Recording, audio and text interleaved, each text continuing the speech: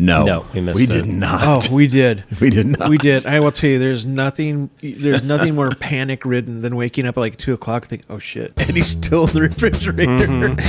I know. Everybody ready? Everybody got the beer? Everybody Feeling saucy. Yes. Hey everybody, we are back. Hey, what a great episode. Last episode was episode 14, which is our Christmas catalog episode. Those of you that reached out to deepdivepod2025@gmail, thank you. We appreciate your kind words. So here we are, fellas. Marley, Scrooge. Nice. Which one's Scrooge? It doesn't matter. Yeah. It doesn't It can change as the episode goes on. What's happened since the last time we were here? Did we talk about John's giveaway? Their open house? I don't think we did. I was a big winner. You were? Yeah. I won a shirt. I mean, I'd wear just about anything that said John's on it, but I got the actual Dirty John's shirt, and I got it in a North Carolina blue that shows off my lovely eyes. But it was a good, man, that really is kind of the kickoff of the holiday season, wasn't it? Good Awesome event. showing. It was, and to win is something because that place was packed. There were a lot of tickets in that raffle box because there was a lot of people there. Yeah. It was a great time. All kinds of stuff to sample. Yeah. Beers, wines, spirits. It was great. Yeah, they had the little goodie bags too, so you could eat, drink, and be merry. It was Yeah. It was Brad and I fantastic. didn't formally win a prize, but I felt like we won. We got about a half a bottle of wine. Yeah, right. While the draw was going on, and it was a good time. Yeah, it was excellent. I noticed that as you were saying, tell me more about this wine, he kept on pouring it as Right. he was telling you more about it. Right. It's good to see, Doug. He stands up at the front. Absolutely. He has everybody's attention, has the bullhorn. He just has the entire crowd in his hand. It's great. So, And just a great community event. I don't know. It doesn't feel like a company festival or a corporate. It's not a just money super grab. organic. He's giving to you. Yeah. He's not, It's come as you are. It's rolling off the street. It is. Yeah, it's a really Meet well folks done. you see every now and then, and compete for some really nice brown juices and other things. And they were sampling some fantastic whiskeys. Oh, yeah. They had- just the samples alone, the fact they had those out there, that wasn't part Right. of the raffle. Yeah, so. some Worth the EH price of Booker, admission. and that was some really good stuff. So what else? Well, we did a little snowstorm Christmassy dive bar crawl last night, Did indeed. and we talked on our last episode about a highly contributing member of the Deep Dive Pod family, John Langland, and he showed up with a new Christmas cocktail. Yeah. What was To that? share, and it was called the Christmas Bomb. The Christmas bomb. This was essentially an Irish car bomb. Substitute the Jameson out, and in its place put in Rumple Mints. So you've got Interesting. So and John made a point to make sure Brad understood 3 ingredients.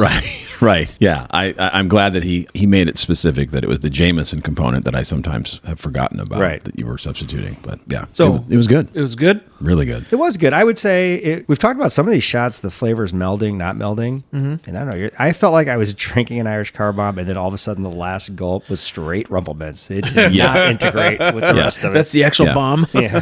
And it made me think about when we've talked about Terry too, who introduced us to the Tang bomb at Deadwood, and he's a big car bomb guy. After having done some Tangs with him, like the week later, we ran into him like again at 9 a.m. or 9:30 after we had a Pullman's breakfast, and we noticed his technique. He doesn't drop the shot into the glass. He dumps it in, and I wonder if you did that with the Rumple Mints, if you would have had a little bit higher mix, because I think I had the same experience. That last bit had the minty side of it, the pepperminty side of it. But it was really good. Yep. And then we finished the night at George's with a late night hamburger, some hams. Yeah, Sturzings. Perfect way to finish the night. All the things.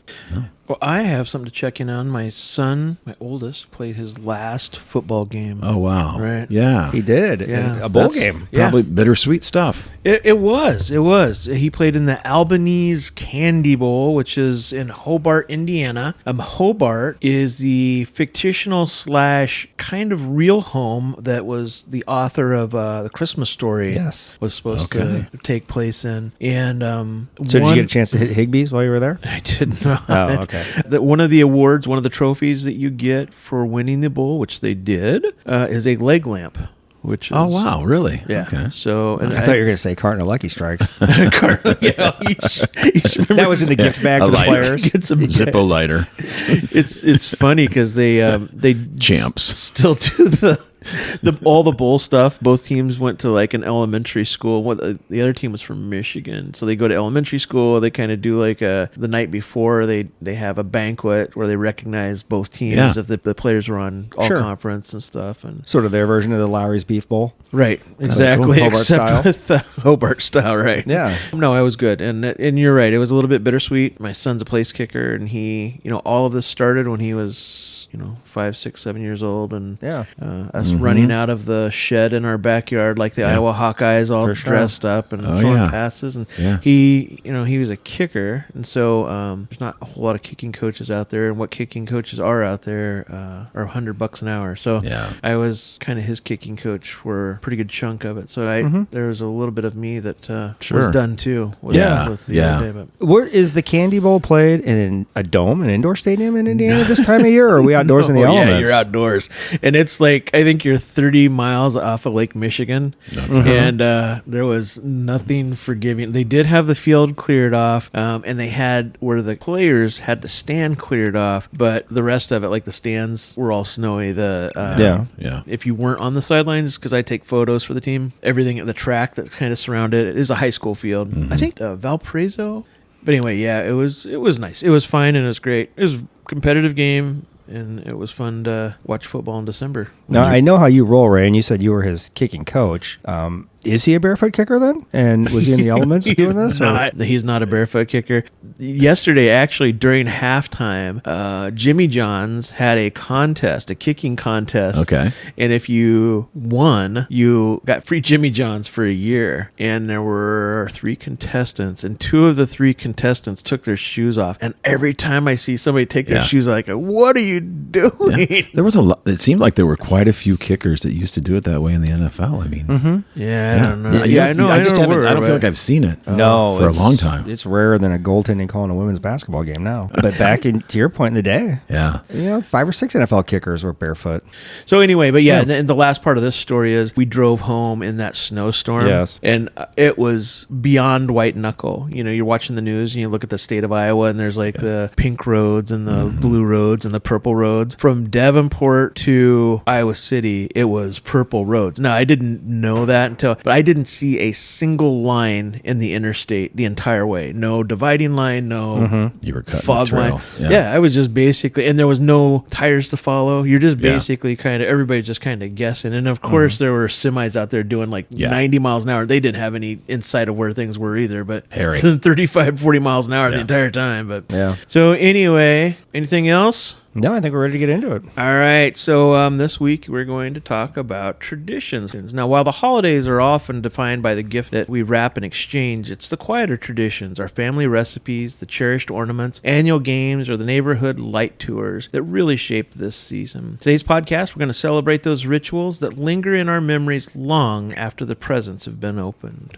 So, Brad, you participated in today in one of the very first traditions of the season. You went and got your Christmas tree. Had the tree, got it up, and got it decorated.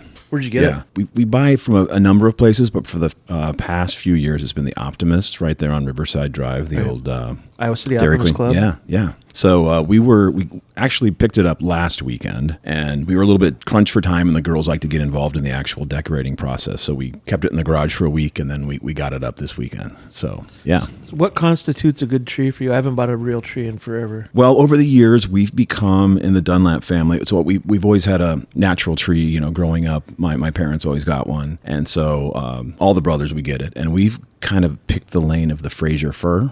It's a robust branches, I guess you would say. So it's not super prickly, and it doesn't hurt when you put things on, and it can hold up a pretty sizable ornament. They stay fresh for a long time. So Fraser fir is the species, the whatever. I think it's a species, Yeah. So we always go for the Fraser fir, and then I like to get a pretty big full one. So we got a 9-foot Fraser fir, which I think was might have been the biggest one they had on that lot. Right. A lot of sap. Brad's got sticky fingers until New Year's Day. Well, if you Brad, go counterclockwise a little bit and show John the back of your. Oh yeah. Half a Fraser fur is on his fleece. Oh yeah. The back of his fleece is all sappy. No, I'm fresh from the exterior illumination program, so I haven't cleaned up much. So if you go in there, out of Fraser fir. If you went and they're sold out, they don't have the right size of Fraser fir. What would be like your second favorite? Boy, I don't even know if I know the names of the other ones. Pine tree? Is it just a regular pine? I don't know. Okay, I was just curious. What we've done, like there have been years where we've gotten a later start and we've gone down to the Optimist, super picked over. They only have kind of short ones, so they don't have any Fraser. We'll look at them and they're kind of Charlie Brownish, which we've done in a pinch. But I think like 2 or 3 years ago, they didn't have the Fraser fir. They only had little ones, so we went to Forever Green. And found one. So we'll shop around to try to get the Fraser fir. But normally the Optimist takes care of it. Totally. Brad, and they do a great job. Might I suggest if you do run up against that, just do it by taste. Just like take off a little piece. Have a little. Yeah, just chew a little bit on it. It's like, I don't know if this is ours or not. Yeah. The trunk should Move on. smell Yeah. like butterscotch. Yeah. Right. If it's fresh and healthy.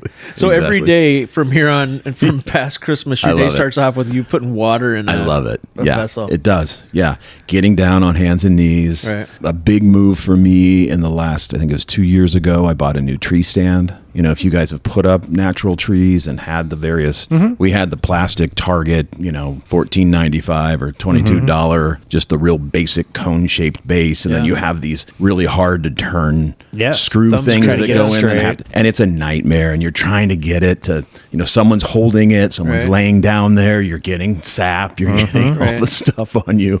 It's not quite right, then you're repositioning it. So I went and got like a little bit better base, and it's got a foot pedal on it, so you can hold it and then just kind of crank the thing Right. down, and it kind of trues it up. Please tell me It there's lasers in this. No, there's no lasers. There's no Is there any lasers. hydraulics? This is it like an starting to sound RV? a little too automated for my liking. Yeah, At this but- point, you might as well get a plastic tree if we're going to do it Well, this way. no, I mean- if you're not splayed out on the floor, Right. underneath that thing. I mean, you got to get down there to water it. That's the one thing. They Yeah. do have systems now where I think you can water from up high. I don't know exactly how it works, but there are bases that have maybe a funnel that goes up the trunk or something. I didn't go quite. So yes, it's the pot. It's the the flower pot full of water, and you get down there and you fill it up. It's got a little bobber that'll show you, because that's the other thing. I used to have to get down and then like dip my fingers in and see like how far Yeah. down is the water. Otherwise, you're overfilling it. You got stuff all over. Sap water on the floor. It's messy. It's you get pine needles all over the place. You got to vacuum, but the aroma is worth it. We're a traditionalist family from that Yeah. perspective, and it's worth kind of the effort that we go to. So growing up, we had real trees, and then as we got older, my grandma worked at Kmart, and I think we got a good deal on artificial tree. But my grandma, who her dad was Dutch, they would put their Christmas tree up 2 nights before Christmas. And it was a real tree, and the lights for the tree were candles. Yeah, that's how they used to do it in Europe for sure. Yeah, there is still a church in Germany. In fact, the videos kind of were viral just a day or two ago. They had this massive candlelight in a church, one of those old cathedrals. Yeah. And they light like 100 candles on this huge tree inside the church. Yeah, it's crazy. But you were There's probably nothing safe at like Grandma's house because you had flame retardant pajamas. We had flame retardant pajamas, so we knew we were safe. Yeah. So I did a little bit of homework for that. So the whole reason wasn't so they would go up while they were sleeping. In 1968, there was a law passed because there were a rash of kids, going back to Generation X. We did do a lot more of our cooking, even at like 5, 6, 7 years old. And it was not only flame retardant material in the pajamas, the arms had to be tighter. And the legs had to be tighter because kids were reaching across when they were cooking and starting their pajamas on fire. And there were more candles, and there were more, Well, now that you checks have, out. So all your pajamas had cuffs. Right. They were like On the wrists and- cowboy themed, and they had big, long, dangling Right. cuffs.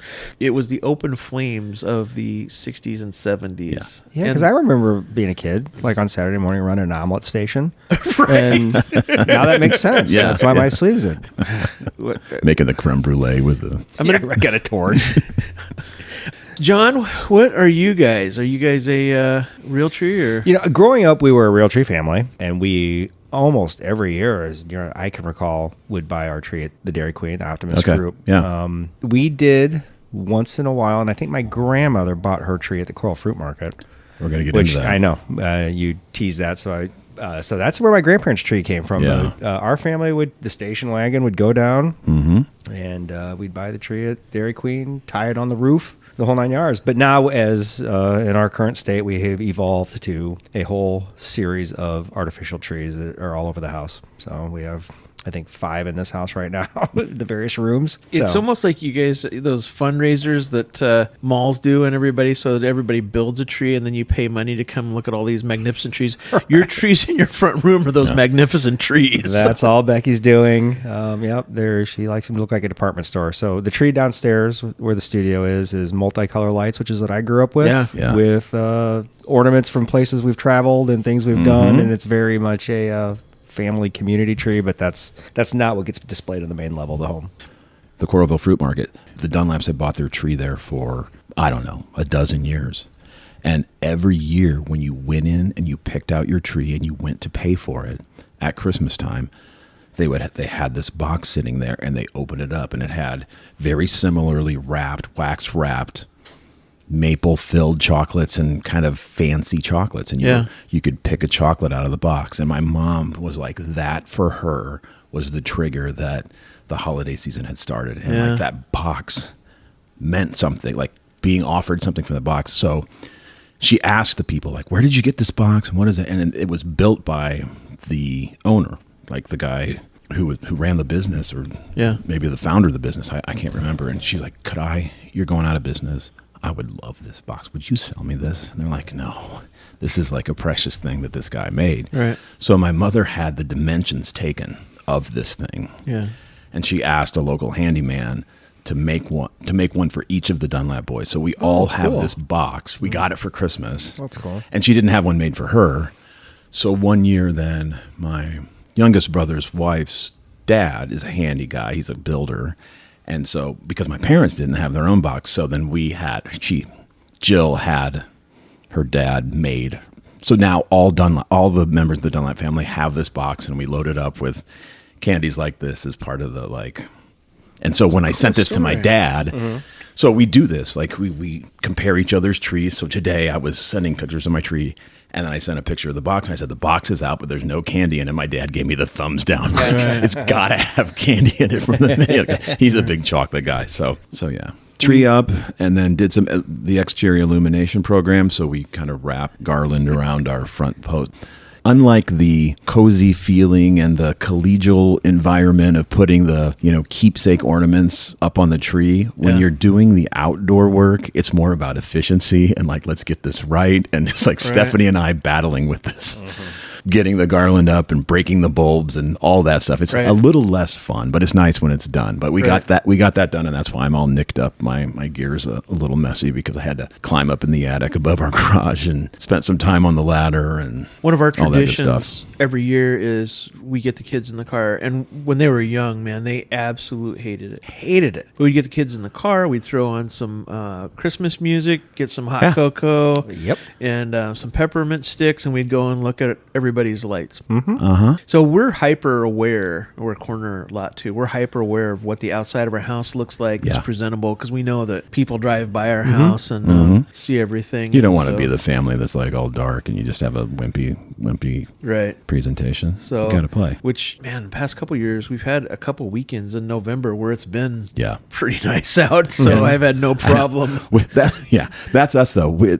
I don't know why, but when it's really nice, when I should do it, it just feels a little early for me. It's for some reason we're often out there. We had a snowstorm last night, and so I got up this morning and cleaned off the driveway and stuff. And then there's plenty, and it's kind of nice to do it, but it wasn't the best conditions for it, but felt Christmassy nonetheless. Yeah, I will tell you, you had a lot more Christmassy experience than I did because I did mine in shorts and a t-shirt. Yeah, I was can't remember what we was maybe the second week of November, third Smart week. Way to do it, but and I'm sure I probably looked like an idiot. Everybody drove by and so that's another one of our things that we do as a family. It's kind of interesting that being with your family or being with your neighbors, that's always been there. I mean, if you listen to old Christmas songs, people riding around in sleighs, going to your neighbors. I mean, I think it was totally acceptable to do drop-ins, the couple nights before Christmas or Christmas Eve. Yeah. Just drop in on your neighbors and sing, and everybody always had food and candy and sweets and stuff. Yeah, you go wassailing. Oh, wassailing. Have you ever had wassail before? I've not. I think I have. Yeah. So my dad would always make wassail, not the non-alcoholic kind. So it's orange juice and apple juice and cloves. It's like a bag of cloves. It's a little bit of like the pumpkin pie spices. They would do that at a Christmas market or something like, right? Yeah. I think that's where I would have had it. Kind of like a glue wine. I've had plenty of that. Well, which is yeah. phenomenal. It's pretty close. Yeah, so we always had the non-alcoholic kind, but somebody would throw some apple Something schnapps clear in in there. it or some wine in it, or every once in a while. Yeah. So, The mulled wine with spiced rum. Okay. Is Yeah. fantastic. Anyway, do you guys have office parties? Do you have Christmas parties? We have no, we don't really do a Christmas. We'll have, I think, a luncheon or a breakfast or something like that, and then we do a beginning of the year kickoff in January. Yeah. But it's not really super holiday themed or Yeah, Christmas themed per not so se. much. So, my wife has been part of 2 companies. Her first company was an international company, and so she not only got holidays off from the United States, she also got holidays over in Britain. So if they had British holidays, Yeah. like they couldn't make contact with their colleagues, so they just gave the people in the United States off. But they used to have these wonderfully fabulous holiday parties. It was I can't remember what it was originally, but NCS before NCS, that. yeah. For their holiday party, it was the best, man. It was shrimp. It was, you got a choice of 3 things, like as a chicken, a beef, or a seafood, and Dress up. dress up. Yeah, you come dressed up, and everybody did a pretty good job of that. And then the entertainment was they would get a DJ, and basically as soon as Bachman Turner Overdrive's Taking Care of Business came on, everybody that drove their Volvos and Cadillacs and Mercedes Benz, they kind of like Started to peel off. to hit the doors, and everybody else was on the floor doing the alligator. That was but man, it was glorious. I loved it. It was one of my favorite nights. The place she's at now is not international, but is still very family focused. It's the person that started the business is still alive, and so they have a huge Christmas party, an in-person Christmas party. You can submit receipts for up to $125 for a kid, and their company will pick that up. Oh, really? Wow, that's Now they give it. It's all wrapped up, and they give it to the kid on behalf of the company. So the kid goes to the office party, your family goes, and they come away with That's a a cool couple idea. gifts. Yeah. I don't know. I'd really say solid. it's Don't see that. amazing, and the food's good, and everything's really cool. It's a good Christmas party That's too. So Very cool. Yeah. the holiday party I think is kind of a. feels like it's kind of on the downturn. Yeah. It's less common these days. It feels And I don't like. know where that fell apart. I know I do remember like house parties when I was growing up. We'll maybe get together with a couple people, and usually after Christmas, and do board games or something like that. But We had a neighborhood traveling party, like where somebody would have a progressive dinner, like a type of thing. progressive Yeah. dinner, exactly, and it was like an ugly sweater or dress up in holiday stuff and different cocktails at everybody's house. We did that a couple years ago, but yeah, you're right. It doesn't feel like there's as many Christmas things like that than maybe there used to be. Yeah, No one's caroled at my door. Yeah, I know. And I don't know how do you get people to carol other than maybe if there were booze involved. They used to in Washington where I grew up every year. Yeah. Yeah. So we'll talk a little bit about the gifts since we went through the Christmas catalogs last week. Were you guys a Christmas Eve opening house or Christmas Day opening house? We got one gift to open Christmas Eve, and it was pre-selected by the parents. Right. But so it was a one gift Christmas Eve. We were a midnight mass family. Yeah. And so that was kind of like after dinner prepping. I don't know if it was to pacify the kids for midnight mass or what, but we get one gift. Then the rest, Santa came overnight, all that stuff, and that was all Christmas morning. Brad, did you get your sticks and a spool of yarn Christmas Eve or Christmas Day? We did, right. Dunlap tradition was my dad's side, so the Dunlaps, we always did it on Christmas Eve. Yeah. My Uncle Dean would come down, my dad didn't have a big family, he had a brother who wasn't married and didn't have kids, so bachelor Uncle Dean would come down, and he was the one I told you on the prior episode always got me the great gifts stuff. my parents that my parents wouldn't get. So we looked forward. The Dunlap boys looked forward to Christmas Eve on the Dunlap side because we knew we were going to get a load for a great haul from Uncle Dean. So Dean would come down, and my grandparents would come down, and then it was just my direct family, and we would do opening. We'd have dinner. We would open.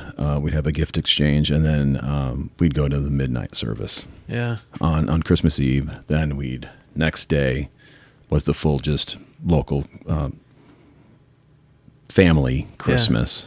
And then we would go in the afternoon to Cedar Rapids to my mom's side and have Christmas with the Owens family. Yeah. So it's kind of interesting when you marry somebody, like they are totally opposite of what you are. And maybe you guys haven't had that, but we did have that.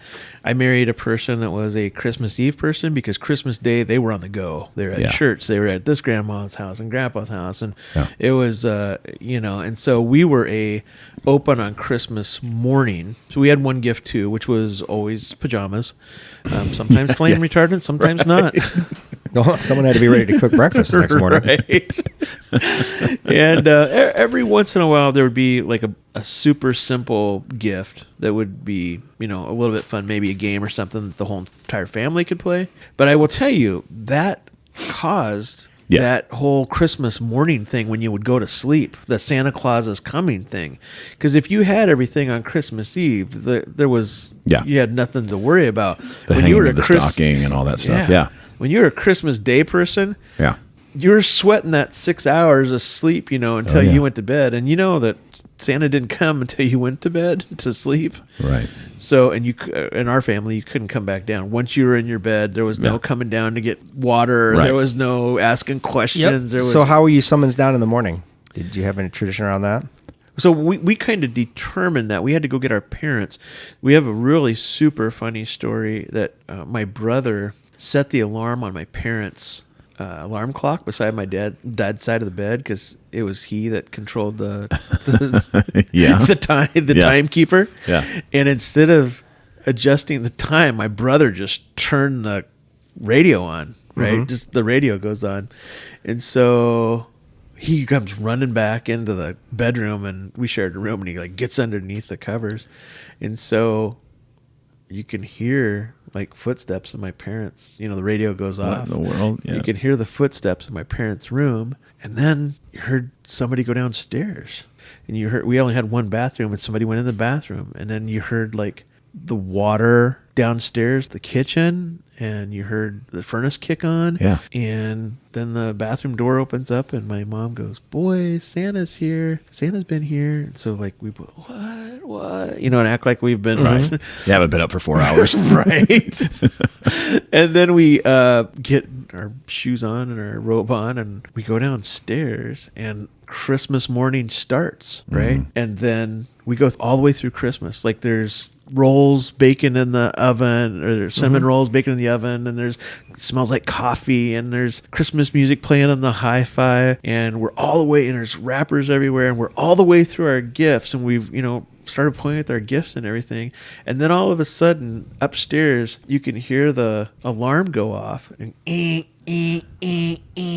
it's my dad's alarm, and he goes, "I wonder what that's about." And we look up at the clock, and it is just then 6 o'clock. Yeah. We had been up since 3 o'clock to opening up gifts and stuff. Yeah, and that's awesome.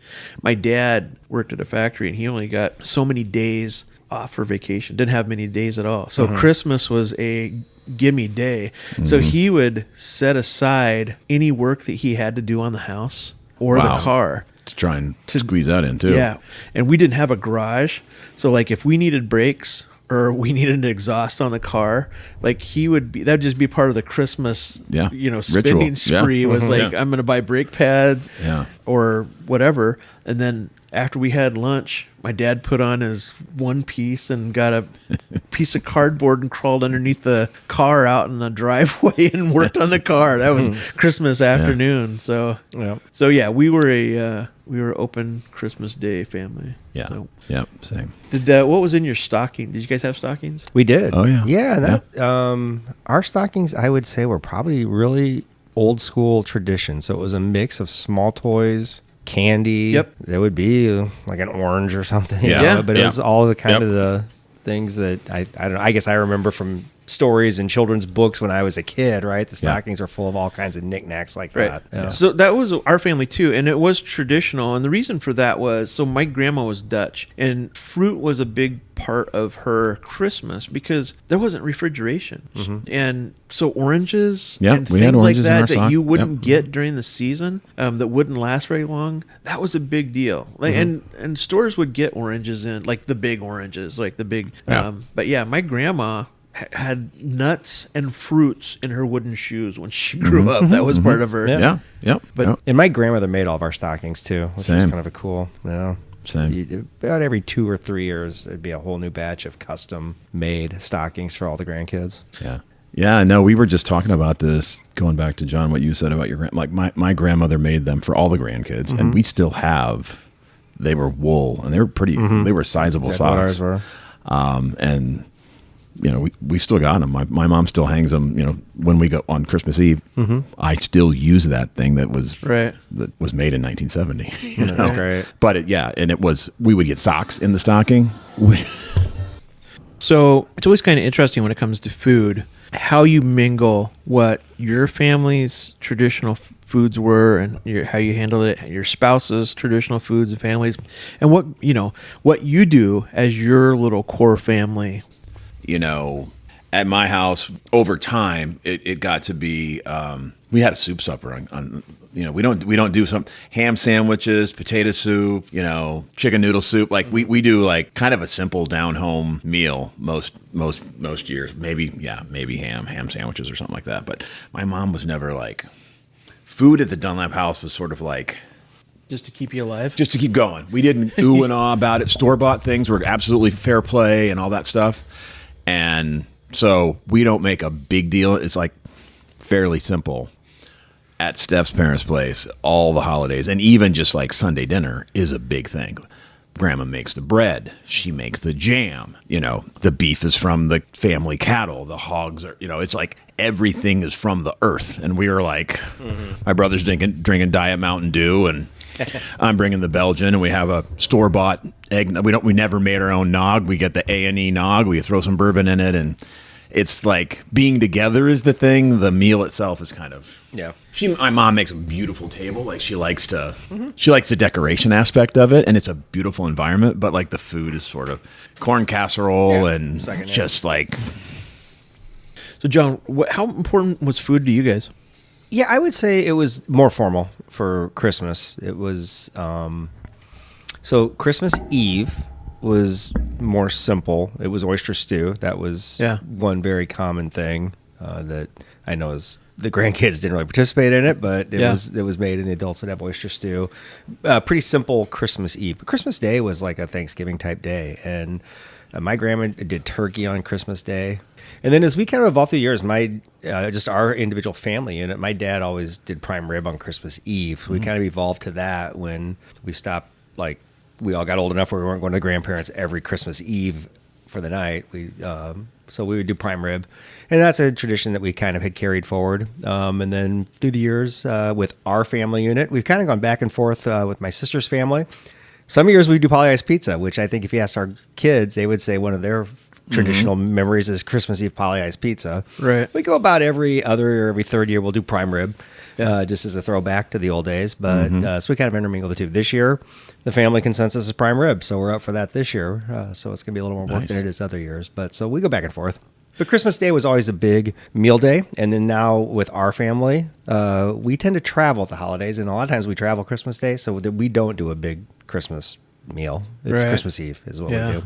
Yeah, we so it's interesting. So my family, Christmas Eve, we were oyster stew too. That's a carryover from Scottish side, and that so you had to have Christmas Eve and New Year's Eve. You had to have something from the sea. Okay. So that was oyster stew. So it was homemade oyster stew.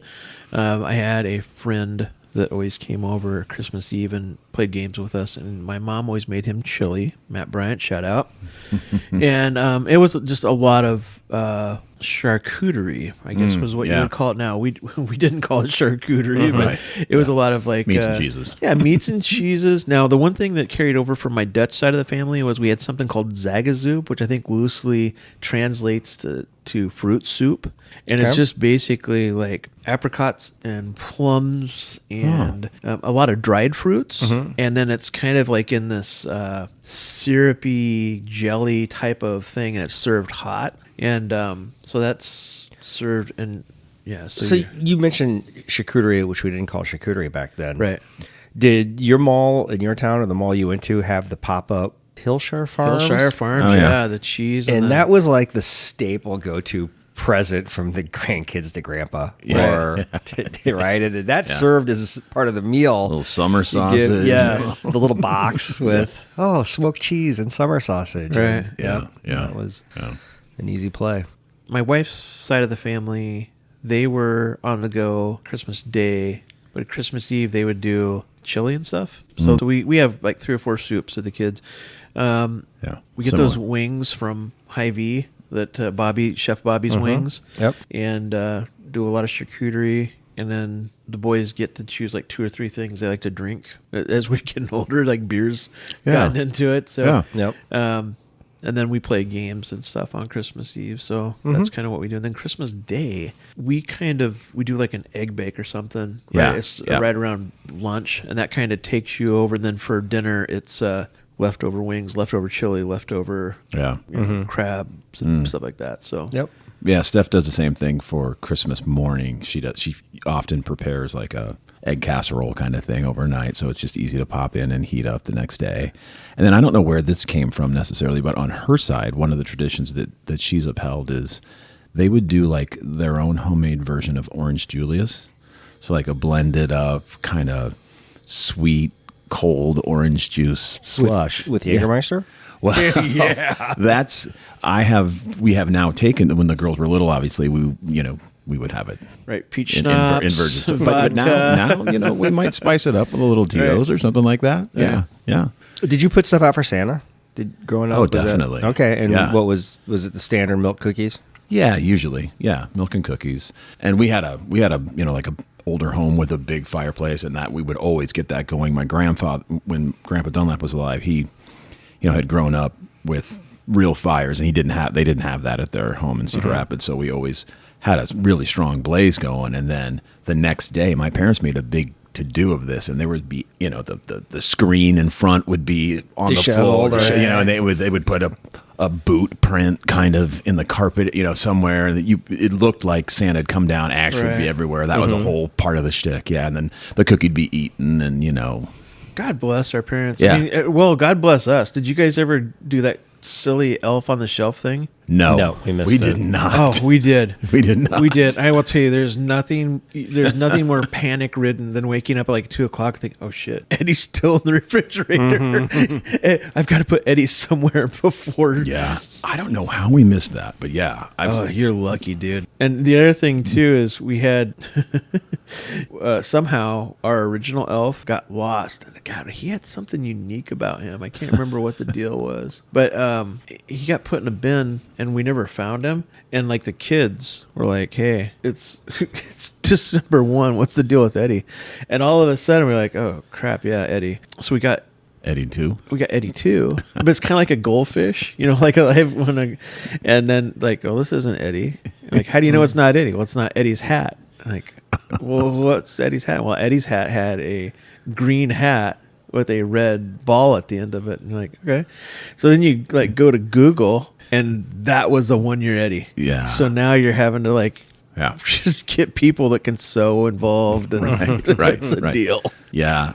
I mean, I don't know how we missed it, but I'm glad. It sounds, because I've heard similar stories to people like we lost the elf or we forgot about it, and all these like went home from work or just going to great lengths to make the elf on the shelf thing happen. But what I've enjoyed on social media is just like all the like naughty versions of the elf on the shelf stuff, and just some of the creative presentations are pretty funny. Oh, did you do an Advent calendar? We did not. We do now. My mother-in-law made one, and so she quilted one, and she has like little riddles, and you move this thing through the little pockets on the Yeah, we always cool had thing. an advent calendar. And I remember my grandma would have a very ornate one, Yeah. right? And it was all about opening it, and there was either a picture or a biblical verse Yeah. or a Yeah. rhyme or something. Yeah. I mean, and, it seems like they've been kind of bastardized now. Like kids, if you're doing an advent calendar, they're expecting it to have a candy every day, or Yeah. More presents. it's going to have somehow, whiskey behind it or something. It's like that's Yeah. not like it used to be, where it was Yeah. a religious component. Last year, I mean, my kids are pretty much full grown, and my wife got Star Wars Lego advent calendars for our boys. And I will tell you, They got into it. no. I mean, they got into it. They opened it up, but then they just kind of left the Lego Star Wars characters, and I'm like, this is cool as crap. I love You this. got into it. Yeah, I was into Ray it. swooped in, and Yeah. So this year you're getting the Death Star advent calendar for And I yourself. hope that she gets the boys Star Wars advent calendar.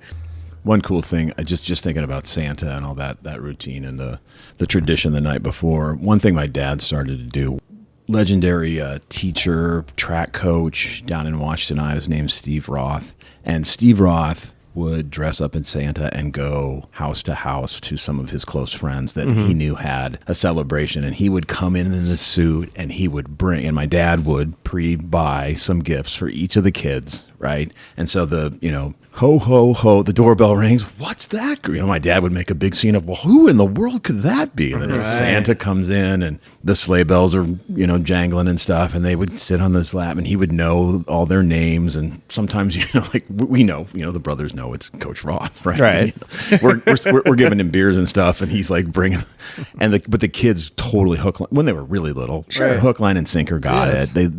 They were into it, and I remember we have this home video of Natalie, and she was so freaked out that Santa was in the door. She started to run in place, and then she just did a somersault. She didn't know what to do with her energy, so she just did this spontaneous somersault. Santa's here, Santa's here. She does, and so God bless people who do that, like Steve Roth. For his evening, he's driving around town and he's stopping at That's great. friends' place who have young kids and doing that. So that was it became a little bit of a tradition for a while at our house. That I grew up on this boulevard that goes down to the Sunset Park, and he would say, "Yeah, I parked the reindeer are down in the park. They're eating down there, and I thought I'd come up here and have you been good boys and girls and all that stuff." So that's always been a kind of a fun memory of when the girls were really little. That's transitioned into a whole another thing now, but that was a standard in Washington for the kids on Christmas Eve. You had I don't know if it's the same cat or not, but we used to take our kids down to Washington to some Santa that was in Yes. Yeah, he was like a world class Santa. Yeah, that guy was a radio guy, actually. Yeah. He was. I think he worked for KCII, but he had the legit beard. He had the Santa voice. There was like a little Santa's workshop. He was fantastic. And he had the I can't think of his name personality right for it. now. I mean, Yeah. you can look like Santa and not be. I mean, this guy was seriously tuned into our kids, and he let them talk. And he was a great Santa. I think he's passed, but I can't think of the name right now. I feel bad about that, but yes, he was a legendary character. And didn't Washington have a person that had the world's most nativity scenes or something? Well, like Mike that? Zoz. Yeah, Mike Zoz, who was a teacher at the junior high school, taught Iowa history, actually. Yes, he has the Guinness Book of World Records biggest collection of nativities from around the world. Yeah. It's insane. Yeah, he put it up last year. I actually went down and viewed it at one of the banks on the edge of town, and it took up a bunch of conference rooms, and most of the bank actually was displayed of these fabulous nativities on all kinds of materials, wood and leather and glass, and from all over the place. It's really cool. Yeah. So St. Mark's Church on Washington Street in Iowa City had a large nativity scene. It wasn't live, but it was life size. And at the holiday time, people out driving around looking at Christmas lights, it'd be a steady stream of cars that would come by and stop and kind of view this big. And in our juvenile delinquent days, one of the things we thought was hilarious was we would draw straws, and if you got the short straw, you had to don the brown hooded sweatshirt, throw a scarf, and take a knee next to Joseph, Yeah. and sit there still as like a parade of cars went by, and you were the only live human, and the rest of us were across the street in the bushes watching, and we just thought it was great comedy. All right, so I have hijinks. So when I was at Wesleyan, there was a house that had a light show that you could drive past and tune your radio to the certain frequency, and it would sync up to it. Right. Yeah. We unplugged the outside transmitter, and the receiver we tuned to a continuous loop of Rush, the band Rush. Oh, that's fantastic! An entire album. So when people tuned in, what they got was like Rush's live from Montreal or something. These lasers are shooting all over. That's fantastic. That's a really well Tom done. Sawyer. I have no idea. I mean, but it was a 24-hour loop. Like at our place, every time you came into our dorm room, like Rush was playing. It was as much pain for us as it was hijinks on them. But right. Oh, that's good. Well done. Did you ever go to a live nativity? Like in Washington, the Baptist church actually had and my neighbors when I was a little guy were members of that church, and so they would actually bring in donkeys and camels and the whole thing. Right. It was like it was inside. It was in the church. Yeah, inside the church. Yeah, that's another thing Washington was known for. They had live nativity inside of the church. Yeah. I don't know if that's still going on, but it was definitely a thing for a while in the 70s and 80s. So I have this theory about live nativities. Usually only the smallest of churches try to pull this off. They don't necessarily have the numbers. So my theory is only a third of the people you see in a live nativity are actually members of the church. The rest of the people that are in the nativity are getting pulled in because they want to date somebody. Because that's the only people I've known that have been part of a live nativity have this backstory. It's like, I like this girl a lot. She invited me. So you went to the Baptist? So they were going to, if she would have asked me to handle snakes and drink strychnine, I would have for this chick. Yeah. Anything for Susie. Right. So just to get in good with her and her family, next thing you know is he's a magi from an exotic world with saffron. I mean, where do they get a camel to bring the, what I mean? I don't know. And who took care of cleaning up after that camel inside of the church? What could go wrong? That's the thing. So when a camel pees, cleaning that up would not be fun. You need 2 mops. They always have those camels at the Iowa State Fair, that you can ride them. Yeah. So you could tell, like, sometimes when, like, a dude my size is in line, even though I'm not going to ride the camel still looks at me. He's like, oh, no, man. Not you. Oh, and they can spit like 40 yards. 40 yards. Right. Aren't they known to be spitters? Yeah. You're going to let that dude on my back, are you? Absolutely. So we'll close this out with a speed round. Across the world, Christmas season is crowded with colorful characters, sometimes jolly, sometimes eerie, and sometimes downright bizarre. Everyone knows Santa Claus, but folklore gives us these darker figures. With the many strange and delightful legends wandering around the holiday season, it can be hard to tell which ones are real traditions and which ones are cleverly invented. I have made up a couple characters in this list of characters, and you guys are going to have to decide which are true Christmas characters or which I just made up. So I'm going to read off 5 characters here, and then we'll go back through and you can decide whether or not they are real Christmas characters or if I made them up. So the first Christmas character is Krampus. He's a horned half-goat, half-demon. Krampus walks the streets of towns, and on December 5th, he carries naughty children away to Spain in a burlap bag. The second one is Luden Hudent, or Lutefisk head. In Sweden, if a child wakes up with a lutefisk in their bed on Christmas morning, the child must wear the lutefisk on their head until the entire pitcher of breakfast wassail is completely gone. Ordinary brothers and sisters may leave a half glass of wassail in the pitcher until 1 minute before noon, requiring the Lutfint Hooten child to wear lutefish fish on their head the entire Christmas morning. The next one is Mare Luded. This Welsh spirit consists of a horse skull on a pole adorned with ribbons and draped in long flowing sheets. Mare Lued goes from house to house, challenging the residents to merriment, song, insults, or rhyme battles. If the Merry Ludent prevails over the house residents, they must provide Merry Ludent with food, drink, or money. Klesmus sarducus, which translates to wind demon in Icelandic. It's a demonic spirit that sneaks in and takes a child's new clothes that Santa Claus left for them, and in turn throws all of their dirty underwear on top of the family's roof, letting the neighbors know the children of the house did not clean their bedrooms before Christmas Eve. And lastly, Yule Gato is a black, one-eyed cat that sneaks into your house and leaves candy for the children to find. Before he leaves, Yule Gato tap dances on the fireplace hearth, letting the children know it's time to wake up and see if Santa has visited. Yule Gato. All right, so here we go. Some of these are real, some of these are made up. Krampus, the horned half-goat, half-demon, who is Santa's counterpart that takes children to Spain in a burlap bag. Brad is... Krampus is real. Mm-hmm. Very much so real. Yeah, Krampus is real. It's kind of a German thing. People will dress up in these Krampus outfits, and they'll be on like 6 to 12-inch inserts on their shoes, and they're furry, and they've got horns, and they have these parades. Lutenhuden, or lutefisk head, the Swedish tale of a child that must wear a lutefisk on their head all Christmas morning until the entire pitcher of breakfast wassail is completely gone. I love this, but I think you made it up.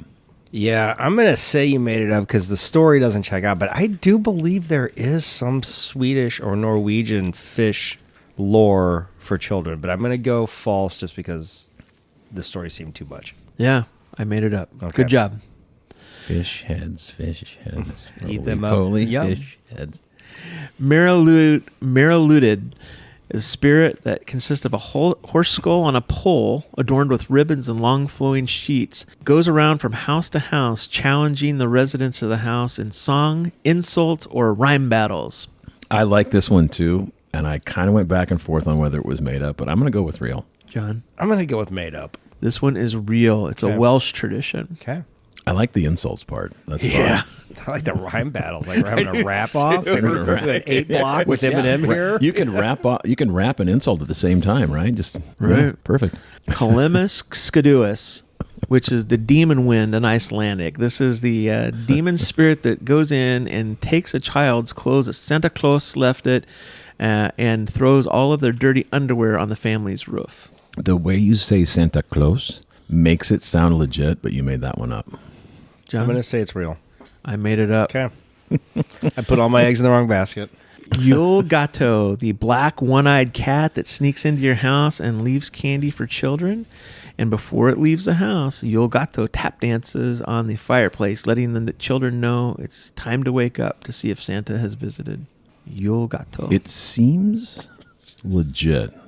What I'm tripping up is the tap dancing to a cat tap dancing wouldn't make any noise. Well, I mean, I guess unless it has little tap shoes. So I'm going no, made up. Yeah, when I think of a one-eyed black cat tap dancing, I was thinking of Sammy Davis Jr. That's what I was thinking of too, It's obviously you made it up. The candy Come man. on, baby.